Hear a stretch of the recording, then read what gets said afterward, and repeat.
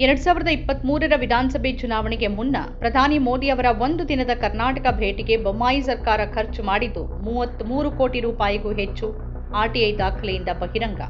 2023ರ ವಿಧಾನಸಭೆ ಚುನಾವಣೆಗೆ 3 ತಿಂಗಳು ಮೊದಲು ಪ್ರಧಾನಿ ನರೇಂದ್ರ ಮೋದಿ ಭಾಗವಹಿಸಿದ್ದ 2 ಕಾರ್ಯಕ್ರಮಗಳಿಗೆ ಕರ್ನಾಟಕದ ಬಸವರಾಜ ಬೊಮ್ಮಾಯಿ ನೇತೃತ್ವದ ಆಗಿನ ಬಿಜೆಪಿ ಸರ್ಕಾರ 33 ಕೋಟಿ ರೂಪಾಯಿಗೂ ಹೆಚ್ಚು ವೆಚ್ಚ ಮಾಡಿದ್ದಾಗಿ ಆರ್ಟಿಐ ಅಡಿಯಲ್ಲಿ ಲಭ್ಯವಾದ ದಾಖಲೆಗಳು ಬಹಿರಂಗಪಡಿಸಿವೆ ಅಂತ deccanherald.com ವರದಿ ಮಾಡಿದೆ. ಈ ಕಾರ್ಯಕ್ರಮಗಳಿಗೆ ಜನರನ್ನ ಕರೆದೊಯ್ಯಲು ಮಾತ್ರ ಸುಮಾರು 6.5 ಕೋಟಿ ರೂಪಾಯಿ ವೆಚ್ಚ ಮಾಡಲಾಗಿದೆ ಅಂತ ತಿಳಿದು ಬಂದಿದೆ. ಲಂಚಮುಕ್ತ ಕರ್ನಾಟಕದ ಮಂಜುನಾಥ್ ಹಿರೇಚೌಟಿ ಅವರು ಸಲ್ಲಿಸಿದ್ದ ಆರ್ಟಿಐ ಅರ್ಜಿಯಿಂದ ಈ ಮಾಹಿತಿ ಹೊರಬಂದಿದೆ. ದಾಖಲೆಗಳ ಪ್ರಕಾರ ಫೆಬ್ರವರಿ 27, 2023ರಂದು ಶಿವಮೊಗ್ಗ ವಿಮಾನ ನಿಲ್ದಾಣದ ಉದ್ಘಾಟನಾ ಕಾರ್ಯಕ್ರಮಕ್ಕಾಗಿ ಸರ್ಕಾರ 18.81 ಕೋಟಿ ರೂಪಾಯಿ ವೆಚ್ಚ ಮಾಡಿದೆ. ಈ ಕಾರ್ಯಕ್ರಮದಲ್ಲಿ ಪ್ರಧಾನಿ ಮೋದಿ ಭವಿಷ್ಯದಲ್ಲೂ ಡಬಲ್ ಎಂಜಿನ್ ಸರ್ಕಾರಕ್ಕಾಗಿ ಮತ ಚಲಾಯಿಸಿ ಅಂತ ಜನರನ್ನ ಕೋರಿದ್ರು. ಈ ಕಾರ್ಯಕ್ರಮಕ್ಕೆ ವಿವಿಧ ಭಾಗಗಳಿಂದ ಜನರನ್ನ ತರೋಕೆ 4.11 ಕೋಟಿ ರೂಪಾಯಿ ವೆಚ್ಚದಲ್ಲಿ 1800 ಬಸ್ಗಳನ್ನ ಬಾಡಿಗೆಗೆ ಪಡೆದಿತ್ತು. ಜೊತೆಗೆ ಮುಖ್ಯ ವೇದಿಕೆಯ ನಿರ್ಮಾಣ, ಗ್ರೀನ್ ರೂಮ್, ಜರ್ಮನ್ ರಚನೆಯ ಟ್ರಸ್ ಪೆಂಡಾಲ್, ಮಾದರಿ ಪ್ರದರ್ಶನ ಮಳಿಗೆಗಳು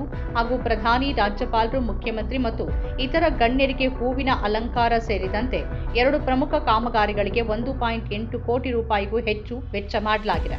ದಾಖಲೆಗಳ ಪ್ರಕಾರ ಈ ವೆಚ್ಚಗಳಿಗೆ ಕರ್ನಾಟಕ ಸಾರ್ವಜನಿಕ ಸಂಗ್ರಹಣೆಯಲ್ಲಿ ಪಾರದರ್ಶಕತೆ ಅಂದರೆ ಕೆಟಿಪಿಪಿ ಕಾಯ್ದೆಯ ಸೆಕ್ಷನ್ 4G ಅಡಿಯಲ್ಲಿ ವಿನಾಯಿತಿ ನೀಡಲಾಗಿದೆ.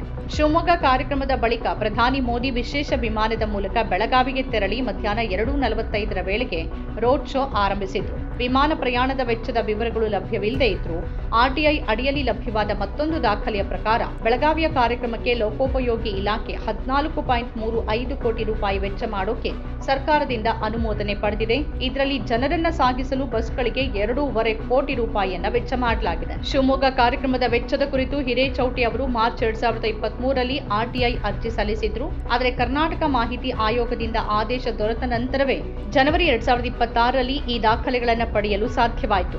ಈ ಕುರಿತು ಪ್ರತಿಕ್ರಿಯಿಸಿರುವ ಹಿರೇಚೌಟಿ ಅವರು ಸಾರ್ವಜನಿಕ ಹಣದ ಬಳಕೆಯಲ್ಲಿ ಪಾರದರ್ಶಕತೆ ಮತ್ತು ಹೊಣೆಗಾರಿಕೆಯ ಕೊರತೆಯ ಬಗ್ಗೆ ಆತಂಕ ವ್ಯಕ್ತಪಡಿಸಿದ್ದಾರೆ. ಸಾರ್ವಜನಿಕ ಹಣ ರಾಜಕೀಯ ಪ್ರಚಾರದ ಸಂಪನ್ಮೂಲ ಆಗಬಾರದು.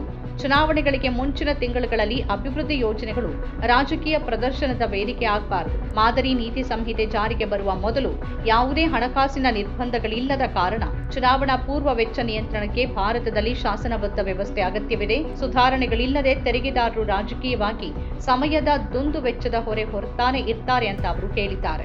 ಈ ಕುರಿತು ಪ್ರಶ್ನಿಸಿದಾಗ ಆಗಿನ ಲೋಕೋಪಯೋಗಿ ಸಚಿವ ಸಿಸಿ ಪಾಟೀಲ್ ವೆಚ್ಚದ ವಿವರಗಳನ್ನು ನೆನಪಿಸಿಕೊಳ್ಳಲು ಸಾಧ್ಯವಿಲ್ಲ ಅಂತ ಹೇಳಿದ್ದಾರೆ. ಈ ವಿಷಯದಲ್ಲಿ ಮಾಹಿತಿ ಪಡೆದುಕೊಂಡು ಪ್ರತಿಕ್ರಿಯಿಸ್ತೀನಿ ಅಂತ ಅವರು ಹೇಳಿದ್ದಾರೆ.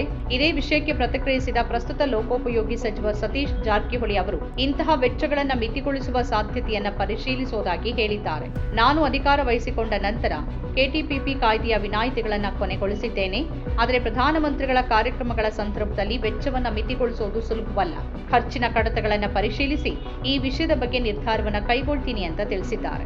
ನಮ್ಮ ಕಾರ್ಯಕ್ರಮಗಳನ್ನ ನೀವು ನೋಡ್ತಾ ಇದ್ರೆ ನಮ್ಮ ಚಾನೆಲ್ ಅನ್ನ ಸಬ್ಸ್ಕ್ರೈಬ್ ಮಾಡಿ, ಪಕ್ಕದ ಬೆಲ್ ಐಕಾನ್ ಒತ್ತಿ ನಮ್ಮನ್ನ ಬೆಂಬಲಿಸಿ.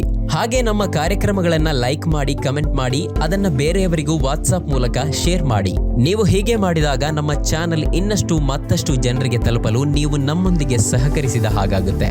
ಇದು ನೀವು ಯಾವುದೇ ಖರ್ಚಿಲ್ಲದೆ ಕೆಲವೇ ಸೆಕೆಂಡುಗಳಲ್ಲಿ ನೀಡಬಹುದಾದ ಸಹಕಾರ. ಧನ್ಯವಾದಗಳು.